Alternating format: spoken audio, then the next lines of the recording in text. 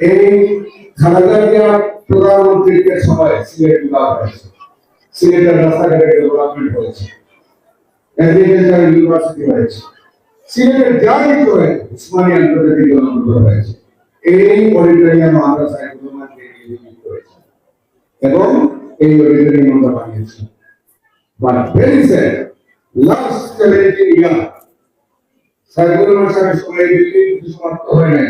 আজকে প্রধানমন্ত্রী করে দরকার যখন হয়েছে এই লাস্ট 17 ইয়ার আমাদের কাউকে একটা প্রোগ্রামে দাওয়াত করা হয় না। এখানে অনেক মিডিয়া জায়গা আছে, একটা প্রোগ্রামে না। আর আজকে জামাইয়াটা দেখেন আমার মনে একটা রিপোর্ট বয়সে দেখেছি। এই যে সুন্দর শিল্পকলা একাডেমির আমি যখন বিয়ে করছিলাম একটা সুন্দর এই স্টার আমার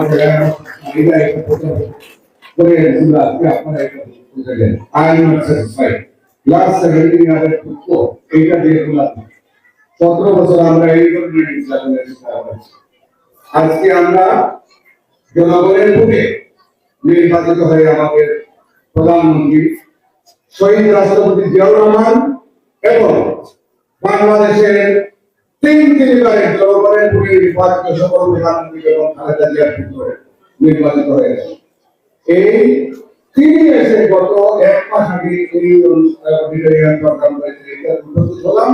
আর আজকে নজরুল হলাম তার উপস্থিতি। আজকে সেকেন্ড টাইম এই 17 বছরের মাঝে আমরা এই অনুষ্ঠানে যোগদানের সুযোগ পাই। 4-5 মাসের সরকার তো দূর হয়েছে, কেউ বিনাশকারী হত্যাকাণ্ডের শিকার হয়েছে। আপনারা বলুন, এখানে অনেকজন থাকতে পারেন স্বীকার করেন যে এই 4-5 মাসের শাসন করে একজন কেউ গুম করা হয় না, কিন্তু আমাদের ইতিহাসে গুম হয়েছে।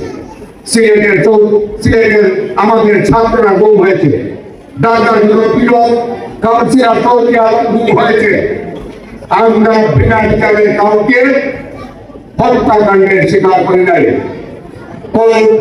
আদালতে জেলা ম্যাজিস্ট্রেটরা নিশ্চিন্তে দায়িত্ব পালন করতে আমাদের কোন নেতা কর্মীরা আপনাদেরকে মরণ কেন করতে না, কিন্তু আপনাদেরকে সেই চিত্র আওয়ামী লীগের গুন্ডা পাঞ্জানা জেলা প্রশাসনের কর্মকর্তাদের গুন্ডামি করেছে।